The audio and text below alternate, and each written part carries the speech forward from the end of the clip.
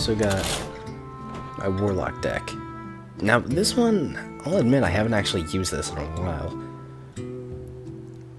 But basically this is hand lock. You use the life tap to keep drawing cards, and you just keep it from getting too out of hand. In the meantime, playing stuff like Soulfire, kill a creature really cheap. And, you know, all it takes is discarding a random card, which you're gonna have plenty. So let's take a look. Got 2 Soulfires, because that is some very nice removal. And with the hero power, that downside very rarely messes you up. Flame Imp is a nice aggressive creature, and usually it can do enough damage coming out turn 1 that the fact that I'm taking 3 just by playing it really isn't actually that much of a downside. Voidwalker, a 1 mana, 1/3, basically survives everything. And last 1 drop, Voodoo Doctor. 1 mana for a 2/1 already sounded pretty good. But the fact that he restores health as well means he's pretty indispensable here. You know, I'm going to be hemorrhaging life between some stuff that attacks me and my life tap. I need something like this that can be both an aggressive creature and also help me deal with life lost.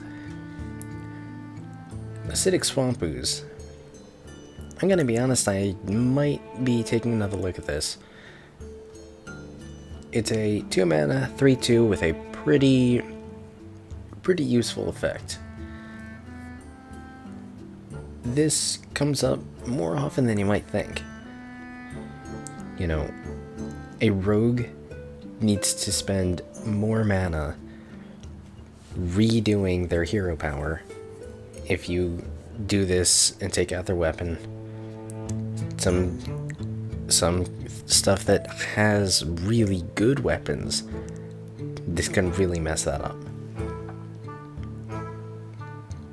But I kinda wonder if I don't have anything better I could do with this slot. I might even put another Flame Imp in. Got Frostwolf Grunt because I'm gonna be expending a lot of life. The last thing I want is to get attacked while I'm doing it. So this can hold stuff off. Ironbeak Owl, you know, this is just a very standard utility. You want something that can silence, and this does it fairly cheap. Succubus. Just like Soulfire, you need to discard a card to do it, but in return, you're getting a 4/3 for only 2 mana. So, in perspective, you're fine with that. Moving on to the 3 drops. Drain Life. This is another really good card for this. I'm spending a lot of life. This helps me get it back, and it can provide some light removal. Now this is one of my favorite cards in the game, Demolisher. All it has to do is just sit there. You put it out turn 3, it will eventually just keep screwing with the other player, and eventually they're gonna have to deal with it, otherwise this is just gonna run away with the game. So you're diverting their resources, in the meantime chipping away at them, keeping them from getting too far ahead. And it's a card anyone can use, so I use this a lot. We've got the Iron Fur Grizzlies again. We have a Scarlet Crusader, just because that 3 damage and Divine Shield can be really good for attacking into something you otherwise would not want to attack into. Wolf Rider, in this deck, he's basically a removal spell. I basically just want him here to attack into stuff and basically just be 3 damage for 3 mana. But if he can hit the field when they don't have anything on it, he can really do a little damage, because that's 3 damage unopposed. Now Cult Master, I put it in here because I kind of wanted this to be like handlock aggro. Problem is, this card kinda, if it actually sticks around long enough to do anything, it kinda just draws me out. You know, now the opponent can make me draw stuff. All of a sudden, there's a lot more drawbacks. Sen'jin Shieldmaster, again. I'm bleeding myself out quite a bit to use effects. I don't want to get attacked while I'm doing it. Twilight Drake. This thing is actually great in this deck, because I'm going to have stuff in my hand. 4 mana, he can be huge and really tough to kill. Booty Bay Blackguard, you know, again, nice aggressive creature. Nightblade can really help even things out with me bleeding myself out and still getting unblockable damage through. Now, Lord of the Arena, like I said before, best of both worlds. Enough life that gonna take some real effort to kill him, and enough damage to make people really need to kill him. Now, I don't really use that all that much, because instead what I do, I'm gonna skip this one just for a sec. Instead what I do is, I call it War Machine, but it's a Warlock mech deck. I have the hero power in case I start running out of gas, so I can just draw into more, you know, I can draw into more creatures and draw into more threats. So, we start out with Clockwork Gnome, you know, basically just as a nice early start. Cogmaster, this thing can be very dangerous if you can really follow it up nicely. Dark Bomb. This is a great card, you know. Just 2 mana, 3 damage, just like that.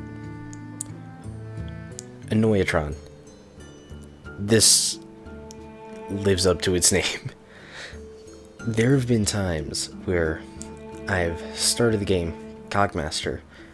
It's been like, oh, wow, well, 1-2, ooh, that's terrifying. Then I drop Annoyatron. Not only do I have a 3-2 on the field, ready to attack, but they can't actually kill it yet, unless they have direct damage. Because they need to kill this first. Explosive Sheep, I only run one of him because he can backfire so bad. There have been times I've just held on to him in my hand because I really just don't want to use him. But the ability to do 2 damage to all minions, if you're behind in your field presence, that's a pretty nice ability. Mech Warper, one of the big linchpins of the deck. Mechs cost 1 less for a 2 mana, 2/3. The stats alone aren't that bad. But when you consider the fact that this applies to itself as well, I've done some really explosive plays. Like, I went second in one game. Turn 1, Cogmaster. Turn 2, Mech Warper, Coin, Mech Warper, Annoyatron. The guy just kinda sat there for a second.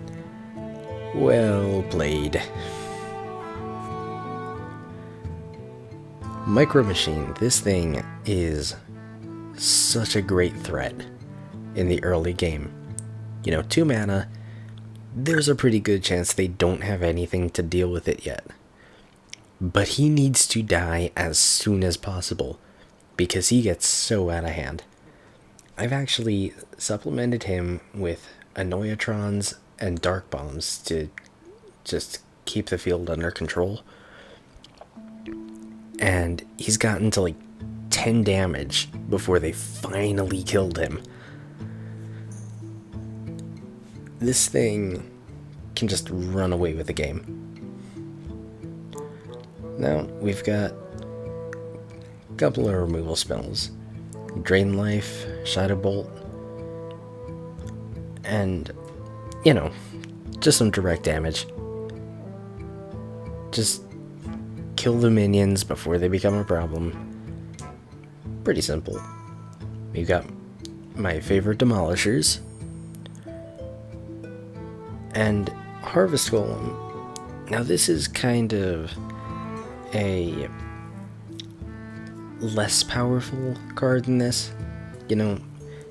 It's a mech with decent stats, but its real strength is the fact that killing it once doesn't really do the job, because you get the damaged golem again. So you get to keep up your field presence, you can force them to keep killing it, and in the meantime you're still building up your stuff. Spider Tank, I don't really know why I only have one of these. I love the stats on this guy. 3 mana for a 3/4, and there's so much mech synergy. They don't really want this to stay. Enhanso Mechano, or Enhanso Mechano, however you're supposed to pronounce that. Give your other minions Wind Fury, Taunt, or Divine Shield. This thing is really undercosted for that. I only have one, so that's the only reason I have only one in the deck. But, I have had games completely turn around with this. I've also had this come down and do absolutely nothing. Like, it gave my Demolisher Taunt when it was near death, as opposed to Divine Shield. It gave an Explosive Sheep Wind Fury, which I don't want to use. So this can be a little hit and miss, but this thing is capable of some real swings. Now this is another one of my favorite cards in this deck, Fell Cannon.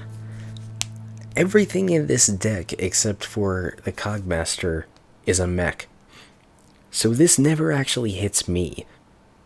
It's just free damage to an opponent minion. So I have to be playing against a mech deck for this to actually not hold up. And I don't come across a whole lot of them. Now Jeeves is actually pretty good, because, the other Warlock deck is a lot more prepared to recover any life lost. This one, I kind of want to draw sometimes without having to pay a life, and he's good for that. Also, if I'm up against someone who is doing a lot of drawing, this can help him draw out. I actually won a game like that before. Antique Healbot. This is one of the big differences with this deck and the last one in terms of life gain. This thing can completely turn the game around. 8 health is huge. And being able to take an even game and then I just drop this, it's won me many games. Now, we've got 2 epics. We've got Blingtron 3000, which is great for just ending the game. You know, if I just need that little bit more to just go through, but I just don't have it, now I do. And we've also got Memoron's Head. Now this, it works sometimes, but usually what happens is he gets killed immediately. And it doesn't matter what it takes, they will kill this immediately if they can.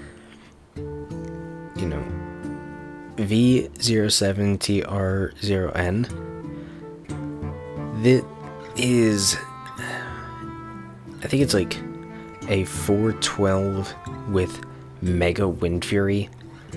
So that does like almost half of a life total every turn. They can't let that stay alive. But even when this doesn't work out, opponents usually sunk a lot of resources into killing it.